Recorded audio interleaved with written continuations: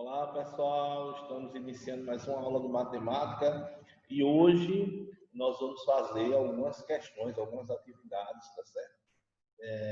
Envolvendo o assunto que nós já estudamos, que é a parte de funções. Beleza? Então vamos lá. Vamos dar início aqui ao slide para ver as questões. São questões baseadas nos vídeos anteriores, tá certo?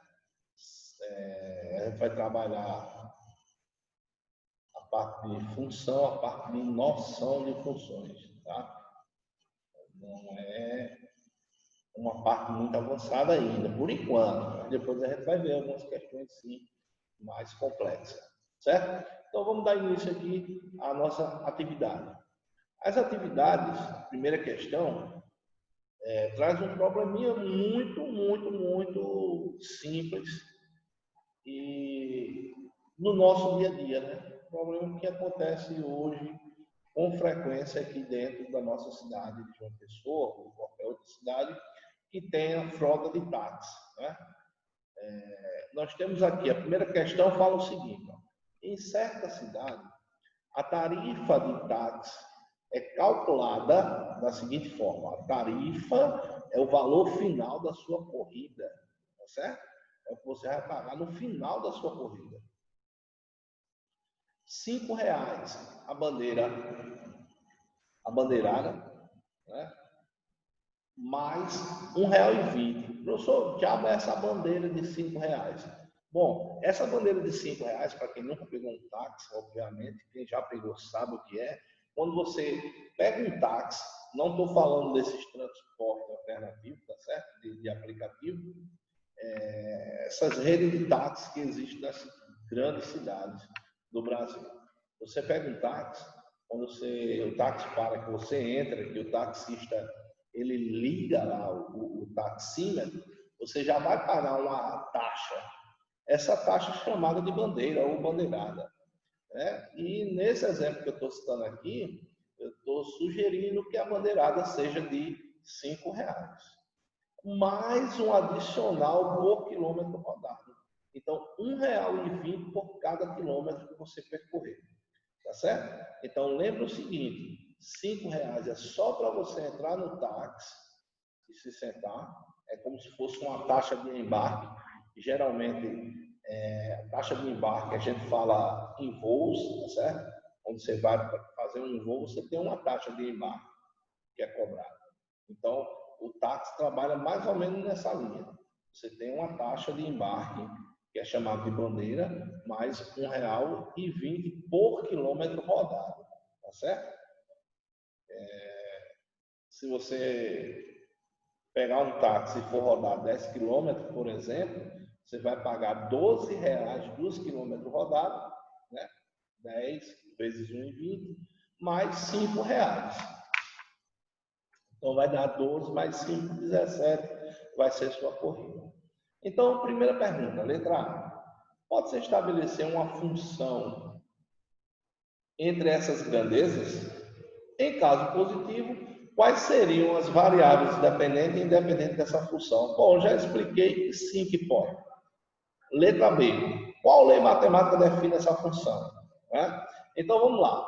Resposta da letra A. Sim, é possível estabelecer uma função. E como é que eu vou determinar, professor, quem é a variável dependente e independente? Primeira coisa, faça a pergunta, quem depende de quem? Veja, o quilômetro rodado depende do valor final da corrida, da tarifa, ou é a tarifa que depende dos quilômetros rodados? Então, você não chega num táxi, muito embora algumas pessoas hoje, em diversas maneiras do dia a dia, aparecem funções, faz uma função inversa, assunto que nós vamos estudar lá na frente, né? O certo é nós consumirmos e pagar de acordo com o consumo. Então, tira um exemplo aí, um exemplo básico é o combustível. O certo era chegar num posto de combustível e dizer, olha, coloque 10 litros de combustível e aí eu vou pagar em cima de 10 litros. E não acontece isso, né? Muito difícil isso acontecer. É mais comum a gente fazer assim. Coloca R$50, R$100, R$30, R$20 de combustível, né? E ele vai colocar e vai dar uma certa quantidade de combustível, dependendo de quanto é que se encontra o valor do combustível na bomba. Beleza? Bom, então, sim, é possível estabelecer uma função. E essas duas grandezas, quais são as grandezas, professor? Professor, quais são as grandezas? Primeira grandeza é a tarifa. A tarifa representa o quê? O valor final da corrida. Então, a tarifa é a variável dependente, que nós vamos chamar de Y ou de F de X, que não faz diferença nenhuma. E quem é a variável independente? É os quilômetros rodados. Você não sabe quantos quilômetros vai rodar. Então, vamos supor que se você sair de um ponto da cidade, da sua casa, até outro ponto da cidade, você vai pagar de acordo com a distância que você percorreu, né? Então, se duas pessoas pegarem táxi no mesmo local, com certeza, ou pode ser, se for para destinos diferentes, vai dar valores diferentes. Pode coincidir dar o mesmo valor se a distância for iguais. Aí eu vou lá dar um exemplo dos interiores, que não acontecem isso. O que é que acontece no interior, numa cidade pequena, que não tem rede de táxi? Tem táxi, mas não é em rede, né? Eles não trabalham dessa forma. Dentro da cidade, eles cobram um valor. Vamos supor que dentro da cidade ele cobre R$7 para qualquer destino. Então, se uma pessoa pegar o táxi e rodar 1 quilômetro, ele paga 7. Se rodar 3 quilômetros, ele paga R$7. Então, isso aí é uma função, sim, é uma função constante, independente da distância percorrida. Se estiver dentro do perímetro da cidade, você vai pagar sempre R$7. Quem morou em cidade do interior usa muito mototáxi, sabe o que é que eu estou falando, beleza? Então, a variável independente, nós vamos chamar de X, variável independente, nada mais é do que o total de quilômetros percorrido em uma determinada viagem, certo? Então, variável independente, variável dependente. Independente é o que vai acontecer, dependente espera o acontecimento para se ter ela, certo? Aí, qual a lei matemática definirá essa função? Bom, já está aqui feita, tá certo? Observe que eu vou destacar aqui, ó. A lei é essa. Pode ser chamada de Y ou F de X. E eu vou ter R$5, que é a tarifa, mais 1,20 por quilômetro rodado. Então, X é a variável independente e aí vai depender da distância percorrida pela pessoa que pegou o táxi. Beleza? E lembrando que X pertence aos reais. Então, vamos adiante. Deixa eu limpar aqui. Segunda questão. Espero que a primeira questão tenha ficado claro. Pessoal, qualquer coisa, dá pausa no vídeo, tenta responder, depois ver a resposta aí, se bate com a sua ou não. Ok? Então vamos lá. Segunda questão. Com o auxílio de cronômetro, marcando-se o tempo em horas, verificam-se as distâncias percorridas por um móvel. Essas distâncias percorridas em determinados tempos, foram registradas na tabela seguinte. Aí nós vamos aqui ver a tabela. Ó, observe o seguinte, tempo e distância. A distância de 10 km foi percorrida em 0,2 horas, ou seja, 0,2 de 1 hora. 20 km, 0,4. 40 km, 0,8. 80, 1,6. 100, 2 horas. Então, se ele percorrer 50, de acordo com a proporção que está aí na tela, na tabela, ele vai fazer isso em 1 hora, tá? 0,2 não é 20 minutos não, tá? É 0,2 de 1 hora, de 60 minutos. Ou seja, 0,2 transformando em fração, nós vamos ter 2 décimos. Né? 2 décimos é a mesma coisa de 1/5. Então, vai ser 1/5 de 60. Então, vamos adiante aqui. Letra A. Indicar as variáveis dependente e independente relacionadas nessa situação. Letra B. Expressar a lei matemática que relaciona a distância percorrida em função do tempo. Então, quem vai ser as minhas variáveis dependente e independente? A distância percorrida é a variável dependente. Quer dizer, dependendo do tempo, você vai ter uma distância. E o tempo é a variável independente. Certo? Então, pela tabela, vocês já anotem aqui, ó, o x aparece aonde? No tempo. Então, o tempo é a variável independente. E 50 vezes x é o y. Aí ele pergunta, expressa a lei matemática que relaciona... Pergunta não, né? Pede para expressar a lei matemática que relaciona a distância percorrida em função do tempo. Ó, a distância percorrida em função do tempo já está aqui, que eu já destaquei, tá certo? X e 50 vezes x. X é o tempo, 50 vezes x é a distância, tá? Então, temos então a seguinte lei, y igual a 50 vezes x, ou f de x igual a 50x. Ou 50x, ou 50 vezes x, dá no meio. Então, essa é a minha função que nós vamos utilizar nas outras alternativas. Vou apagar aqui. Letra C. Calcular a distância quando o tempo é igual a 2,8 horas.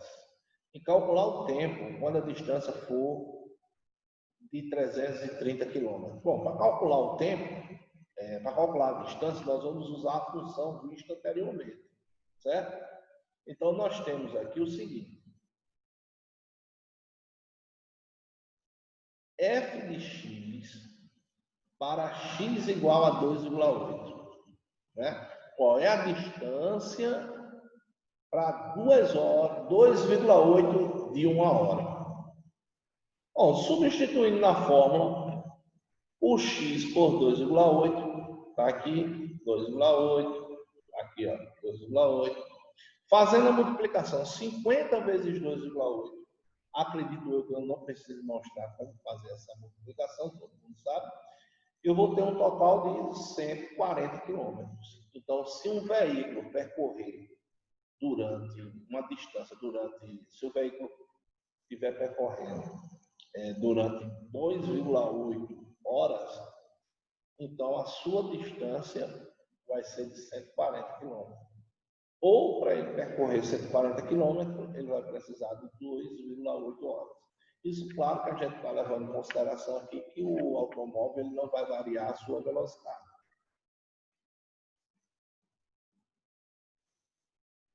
Calcular o tempo quando a distância for 330. Aí nós vamos fazer o quê? O inverso do que nós fizemos na letra C. Nós vamos substituir o f de x por 330 e não o x. E a partir daí nós vamos calcular o valor de x. Bom, calculando o valor de x, aqui, ó, fazendo a substituição de f de x por 330, eu vou ter 330 igual a 50x. E aí eu vou passar esse 50 para cá, dividido. E vai ficar 330 dividido por 50, que me dá um total de 6,6 horas. Então, logo para percorrer 330, o móvel vai gastar 6,6 horas. Beleza, galera? Vamos lá, vamos adiante, para a gente não perder tempo. Tem muita coisa ainda. Vamos agora para a terceira questão. Considere o diagrama da função f abaixo, em que x pertence a A e y pertence a B.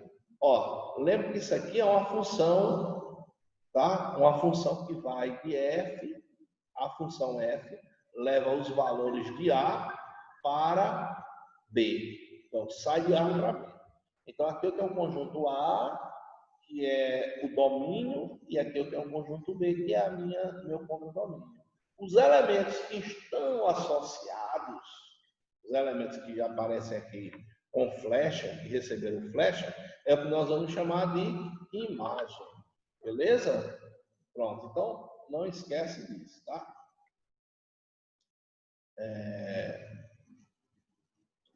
Lembrando novamente, ó, A, domínio, B, contradomínio. Os elementos que receberam a flecha, que foram associados, 5, 6, 7 e 8 é a minha imagem. Tá? Isso aqui é uma função. Todos os elementos de A estão associados com um único elemento em B. Então, dá uma pausa no vídeo, tenta responder, tá certo? Tenta responder. Se não conseguir, depois volta o vídeo e mete pronto. Fica a critério de vocês. E qualquer dúvida já sabe. Ou manda lá na plataforma, ou manda aqui para o meu e-mail, ou para o meu Instagram que eu respondo. Vamos lá. Letra A. Domínio da função. Eu acabei de falar. Quem é o domínio da função? É o conjunto A.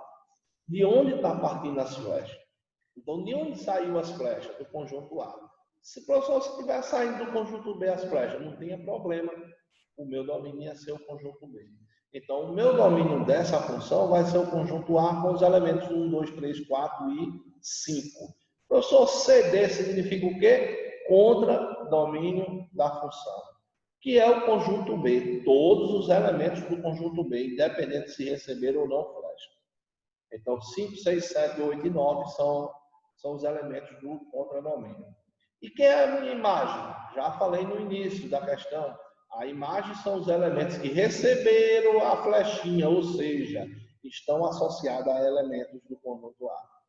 Tem um elemento aqui que eu vou destacar, ó, ele ficou de fora, ele não recebeu flecha.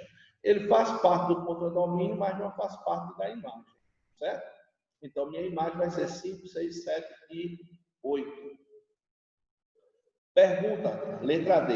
Y quando x for igual a 1, ou seja, quem é y quando x for igual a 1?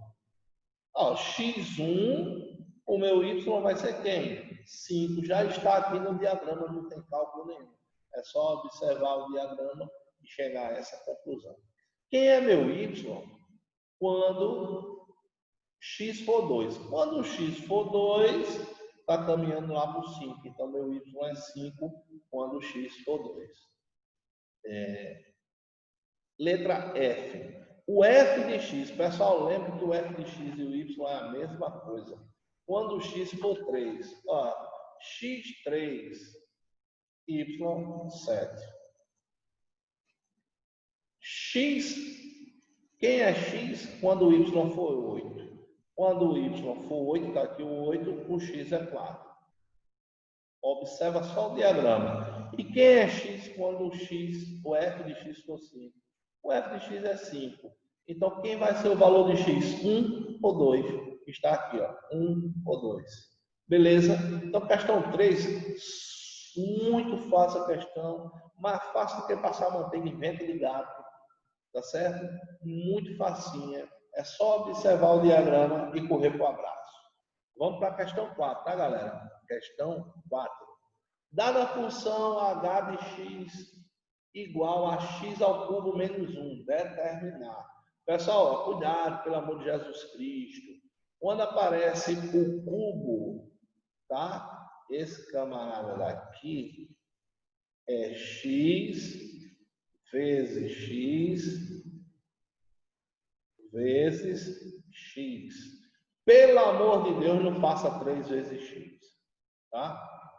Se fizer uma desgraça dessa, não diga nem que me conhece. Então, letra A, letra B, letra C e letra D. Vamos lá. Letra A. O que é que ele está pedindo na letra A? H3. Eu vou substituir o x por 3. Já está aqui na questão. Quando eu faço a substituição aqui, ó, esse cara daqui é o x. No lugar desse x aqui, que eu estou destacando, eu vou ter o seguinte, vai aparecer minha função assim, ó. 3 elevado a 3 menos 1. E aí, 3 elevado a 3, ó, tá aqui 3 ao cubo, é 27. 3 vezes 3 vezes 3. 3 vezes 3, 9. 9 vezes 3, 27.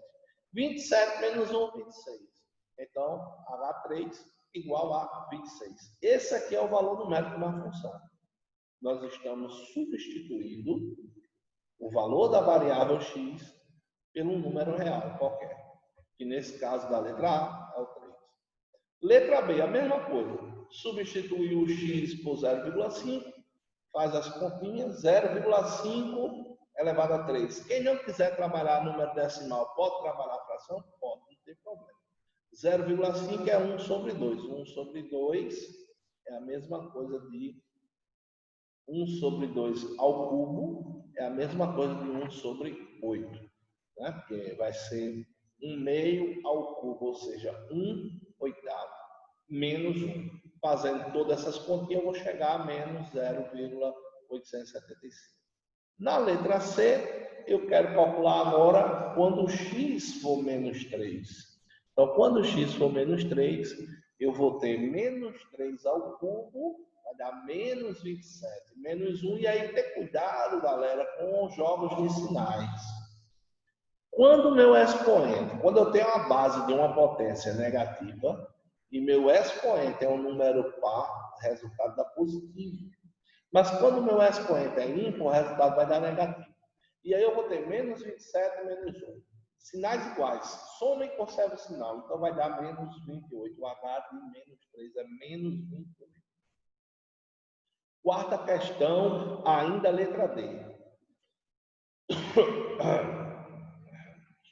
tomar aqui uma aguinha, porque o negócio agora a garganta forçou.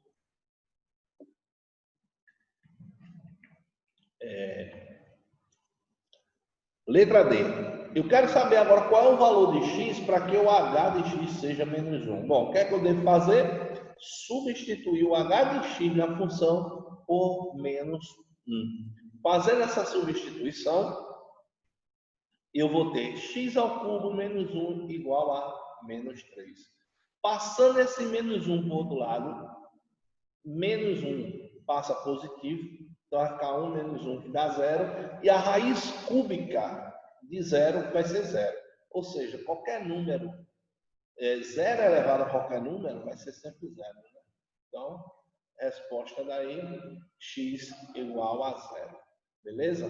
Vamos para a nossa última questão de hoje. Na próxima aula, na próxima videoaula, nós vamos ter mais umas 5 questões para eu resolver, tá certo?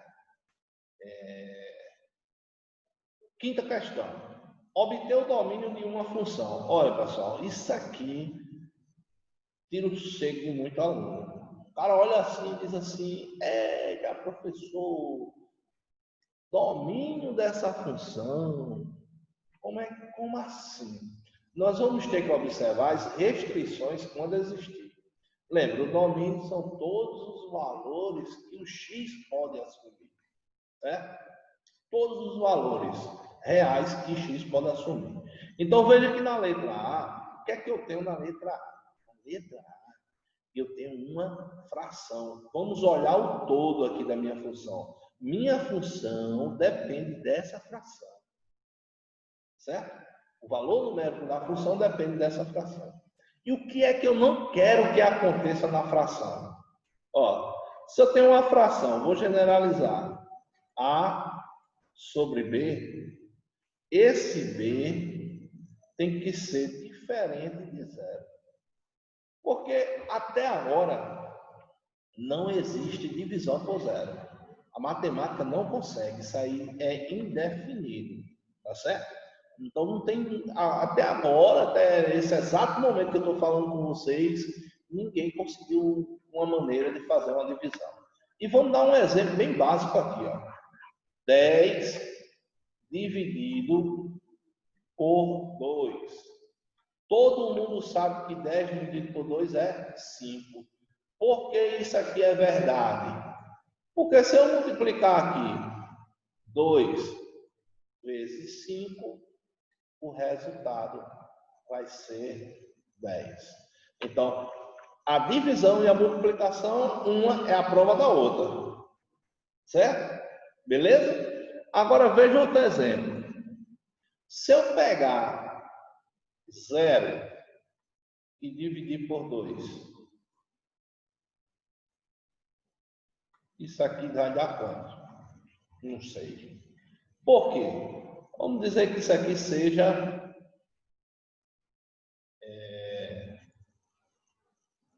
um número qualquer. Não sei qual número. Não sei qual número. Vamos dizer que isso aqui seja 0. Olha, 2 vezes 0 dá 0. Então, perfeito. Eu posso dividir 0 por qualquer número. Aí, se eu pegar agora e inverter a situação, eu colocar 2 e dividir por 0, qual o resultado que eu vou encontrar? Então, veja, no exemplo anterior, 10 dividido por 2, 5, porque 2 vezes 5 é 10. 0 dividido por 2 é 0, porque 2 vezes 0 é 0. Então, beleza. E agora 2 dividido por 0?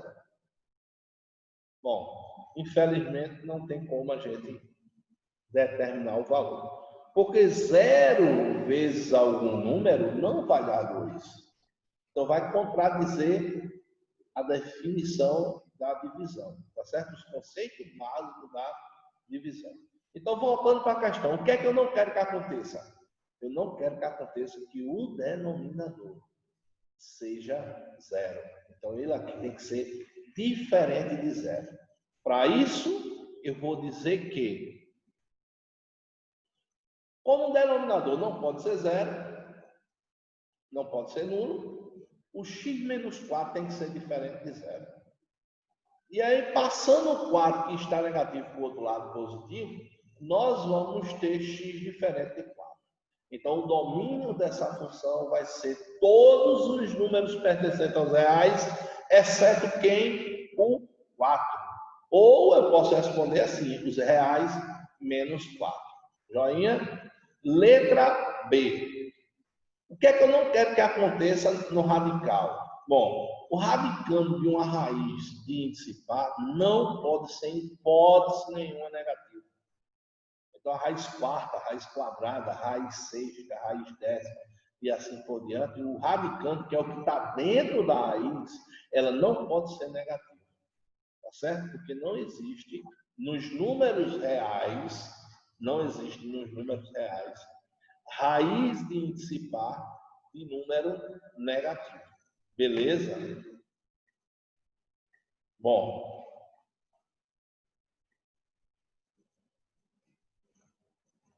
veja só, pessoal.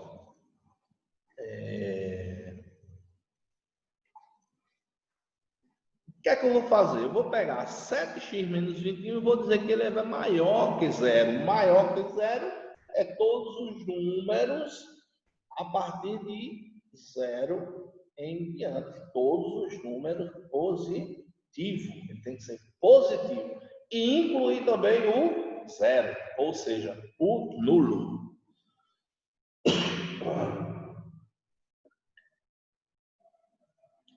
Então, aqui, ó, eu fiz o seguinte: passo o 21 para o outro lado, positivo, e divido por 7. Então, 21 dividido por 7 é 3. X vai ter que ser maior ou igual a 3. Beleza? Então, na letra A, denominador não pode ser 0. Na letra B, o radicando não pode ser negativo. Na letra C, eu tenho um radicando que está no denominador. O que é que não pode acontecer no denominador? Não pode ser 0. Já está aqui, ó. Não pode ser nulo. E o índice daqui, como não aparece nada, é 2. Sabemos que aqui é 2. O índice desse camarada daqui é o número 2. 2 é par. Então, se há um número par, a raiz, o radicando de um número par não pode ser negativo, ou seja, ele tem que ser positivo. Beleza? Bom, aí veja o seguinte.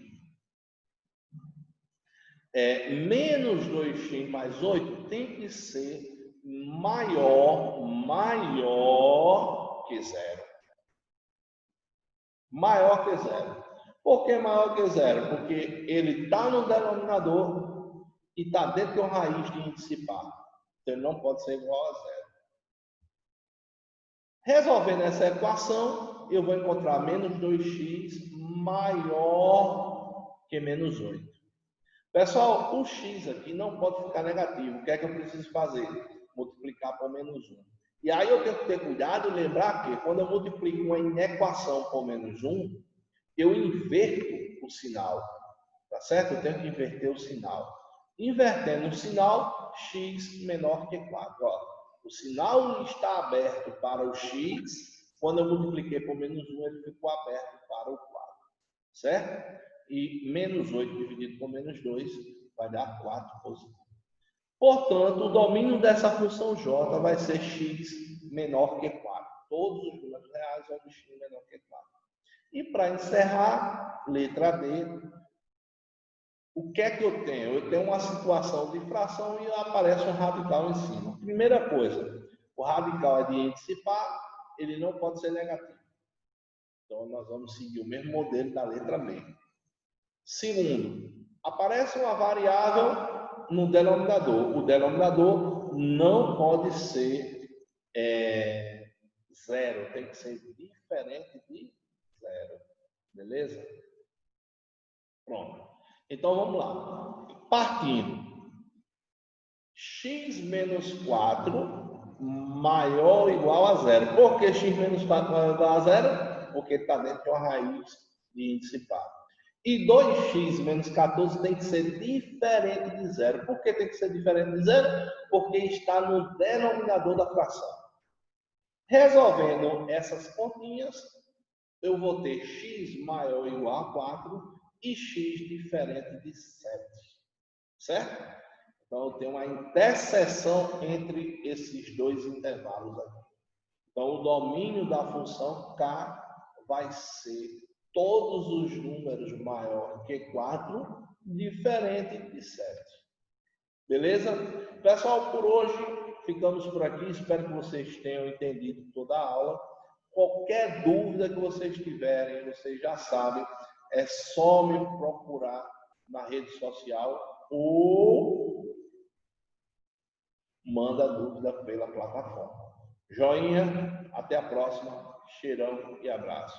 Se cuidem.